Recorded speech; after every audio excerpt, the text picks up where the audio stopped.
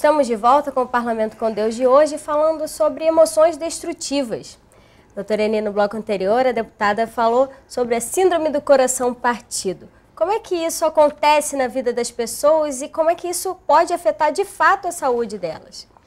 Com certeza, essa pessoa... Normalmente quem sofre, né, com essa síndrome do coração partido é porque colocou uma expectativa imensa em alguém. Mas, Eni, ou só na não te relação. cortando, já te cortando, eu queria primeiro falar sobre esse assunto, porque as pessoas não devem estar entendendo o que é isso. Por que eu perguntei? Porque é uma dor forte que nasce no coração da gente. Ela é uma dor que você sente mesmo. Você sente uma dor física, né? Uma dor física dentro do seu peito. E quando você sente uma saudade muito grande, quando você tem uma perda muito grande, e até uma criança, essa história veio de uma criança que disse assim, a mãe foi embora e ela disse, está doendo muito, está doendo dentro do meu peito. Então, essa criança falou para a avó sobre a dor física que ela estava sentindo em relação à saudade com a mãe. Não era uma dor emocional, não era na cabecinha, né? Não era só a tristeza, é a dor no coração. E aí, conversando sobre esse assunto, foi que eu soube que existe a síndrome do coração partido. Até para explicar para os nossos telespectadores do que nós estamos falando, né? É a dor física de uma saudade enorme. A gente já estava falando sobre isso, foi a fala do Dr. Álvaro, que uma dor física precede um estado emocional, né? Uma dor física, quando a pessoa, o corpo sinaliza, é porque já está acontecendo esse cenário interno emocional. Então, até chegar no corpo, porque tem pessoas que têm dificuldade de ter essa consciência corporal. O corpo fica avisando, e muitas vezes a pessoa só vai perceber quando a situação já está em último grau. Então, quando... existe toda uma questão. Por que normalmente a pessoa é pega assim por coisas imprevisíveis? Porque a gente costuma colocar uma expectativa muito alta nas pessoas, na vida. A gente acha que as pessoas não vão nos abandonar, não vai trair. E quando acontece, pum, o mundo desmorona, né? E aí o que acontece também? Não só o mundo desmorona, né, doutor Álvaro, mas o próprio corpo, a própria fisiologia. Eu até peço desculpa por ter falado tão rápido, mas é a própria ansiedade, né, de passar o mais importante para todo mundo. Então não existe mais, por favor, essa separação. Quando fala assim, fulano teve o coração partido, não existe a separação. Por exemplo, tinha um paciente que ele tinha um conflito absolutamente enorme e difícil solução entre a razão e a emoção. Um belo dia foi encontrado morto, como era uma pessoa muito importante, fizeram a necrópsia para ver se ele tinha sido envenenado, porque ele é uma pessoa muito importante. Quando abriram, fizeram a necrópsia, o coração dele literalmente estava partido. Eu já tive várias pacientes que quando os filhos tinham que viajar, aquela síndrome do ninho vazio, então os filhos tinham que viajar e elas ficavam divididas entre o bem-estar do filho e a dor da separação, o desejo que ficassem, que elas infartavam e era na necrópsia coração partido. Isso há 21 anos atrás. Hoje já está sacramentado. Mas isso, você falou, vale para tudo. Por exemplo, se eu tiver com uma conjuntivite, antes de querer ficar bom da conjuntivite, eu tenho que perguntar assim, o que eu não estou enxergando na minha vida? Se eu estou com uma dor de barriga, com uma certa frequência, eu tenho que pensar que tipo de emoção que eu não estou conseguindo colocar para fora, ou dar vazão. Se eu estou com um sangramento uterino enorme, que não para, antes de ficar usando um monte de hormônio, eu tenho que saber assim, será que eu estou ressentida com alguma coisa e eu não consigo expressar? E representa até os órgãos sexuais, né? O útero, os seios, pode ter a ver alguma coisa com a relação conjugal, mulheres que se separam e não perdoam, continua arrastando aquela corrente da mágoa, da dor. Você estava falando uma coisa muito interessante, doutor Álvaro, eu vou falar aqui para realmente confirmar o que ele está falando. Eu vivi uma tragédia, né, que o prédio caiu e eu tinha que ir lá nos escombros ver se achava algum documento e era necessário que isso acontecesse legalmente falando. Eu só sei que, de repente, eu tive uma conjuntivite, que nada curava aquela conjuntivite. Sabe quando que essa conjuntivite curou? Quando disseram que eu não precisava mais ir lá. Hoje... É o que você não queria ver, Não queria ver. Eu não queria ter contato com aquele cenário. Hoje É porque aquilo era uma perda muito forte, né? Perda muito forte, eu não queria ver nada. Eu não queria entrar em contato com aquilo. Conjuntivite mesmo. Os softwares aqui, eles são analógicos. Os softwares aqui, eles são mais simples do que aqui, que são digitais. Então, aqui, a comunicação é simbólica. Hoje, uma coisa que eu queria passar como dica é quando a gente estiver vivendo situações de muito estresse, de muita pressão, os trabalhos corporais, eles ajudam muito a fazer o alinhamento dos cérebros. Igual o jogador de futebol que o braço solta e o médico vai lá e coloca, a linguagem, o sentimento, o pensamento, a conversa, um trabalho terapêutico também alinha isso aqui. Mas exercícios físicos também, ginástica? Exercício físico, pilates principalmente, alongamento, exercícios respiratórios, yoga, RPG, trabalhos São maneiras corporais, de você equilibrar esse sentimento. De você melhorar isso como própria atividade física. Só para dar uma coisa assim prática de consultório. As pessoas que têm os cérebros brigando, que a gente diz que está em dissonância, o emocional e o racional, né? Ou de estresse, e o instintivo, ainda tem o instintivo. É instintivo, emocional, racional e de baixo para cima a mesma coisa. Normalmente elas negam que são pessoas tensas, ou são pessoas agressivas, ou são pessoas estressadas. Uma coisa simples para se tocarem. Hoje a gente tem um exame muito fácil, que é você ver a frequência cardíaca da pessoa. Se a pessoa tem uma frequência cardíaca que ela não tem variação, que fica tum, tum, tum, tum, tum, tum, tum, tum, tum, tum, tum, tum, tum, tum, tum, tum, aquela pessoa ela está no caos. E em pediatria, em CTI, a gente dizia que estava em sofrimento fetal, que eram as crianças que tinham pequena chance de sobreviver no CTI. Então hoje, se você pega um paciente, você coloca o dedinho dele num sistema, coloca no computador, aí você mostra que ele não tem variabilidade cardíaca. Ou seja, ele está em colapso. Sentimento, pensamento, emoção, um forte candidato ao infarto, né?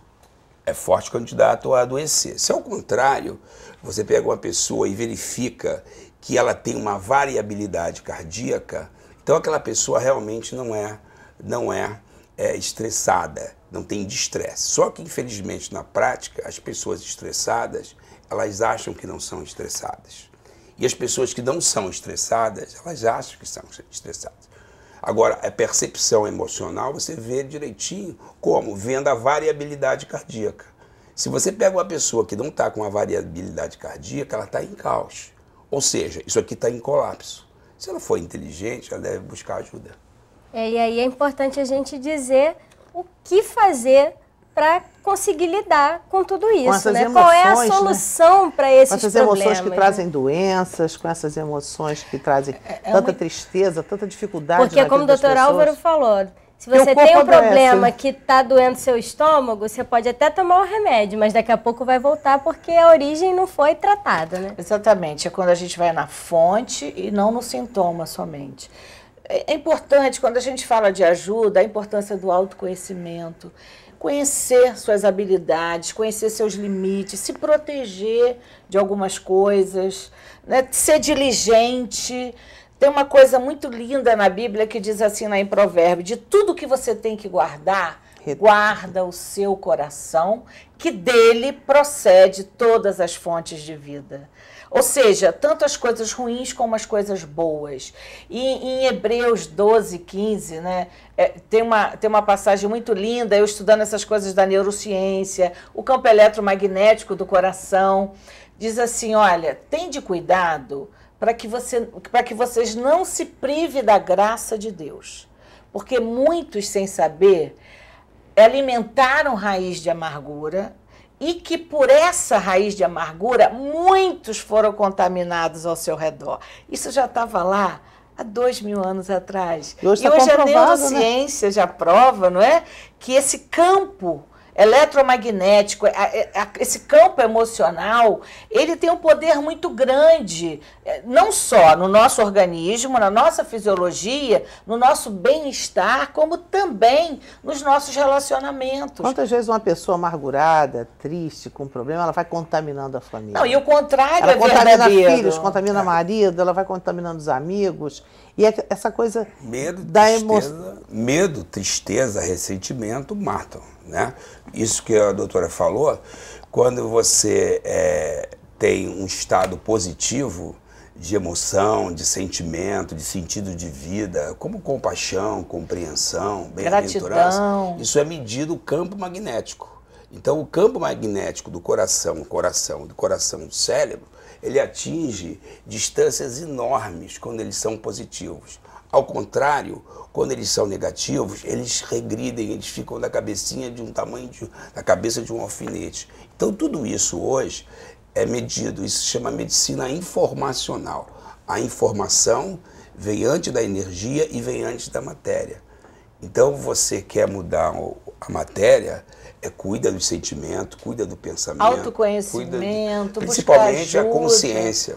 Consciência corporal, consciência existencial, propósito de vida. Se você tem um propósito de vida, você vai evitar colocar a expectativa nos outros para você ser feliz. É muito importante você buscar a sua felicidade e ao seu modo. Não é querer ser igual ao outro, a não sei quem.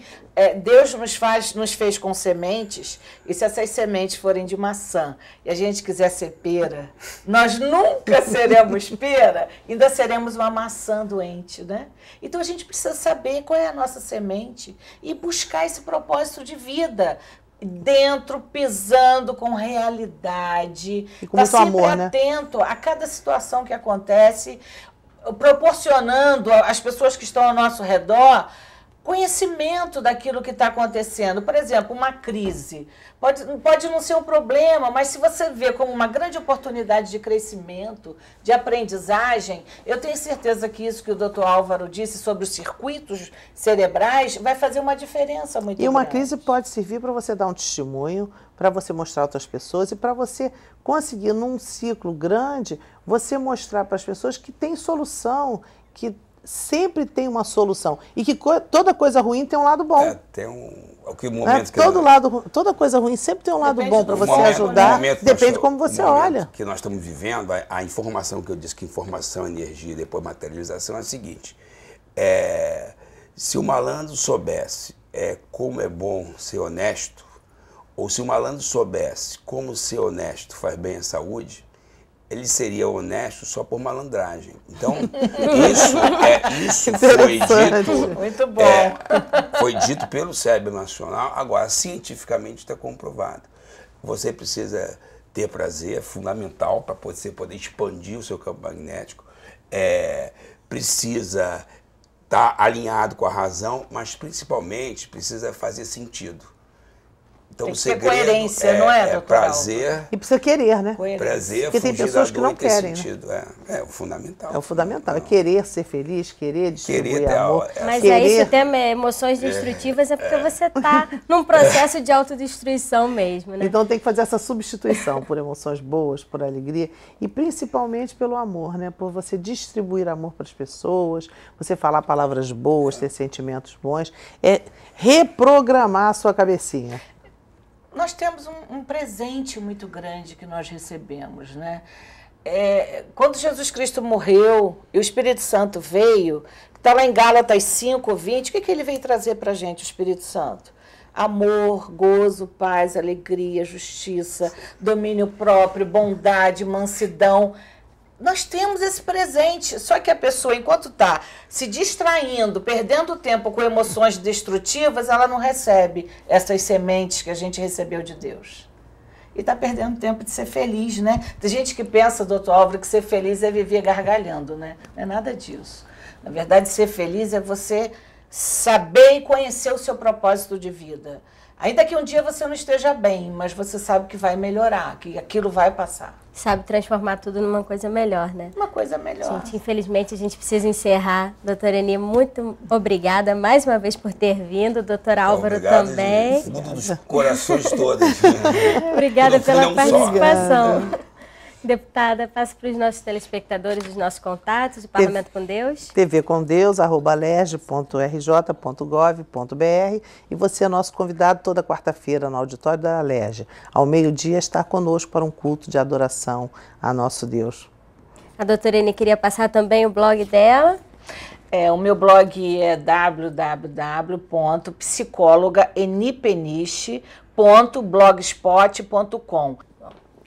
Então, se você quiser rever esse programa, basta acessar o nosso site, que é www.tvalerj.tv. TV Alerj, o canal do povo fluminense.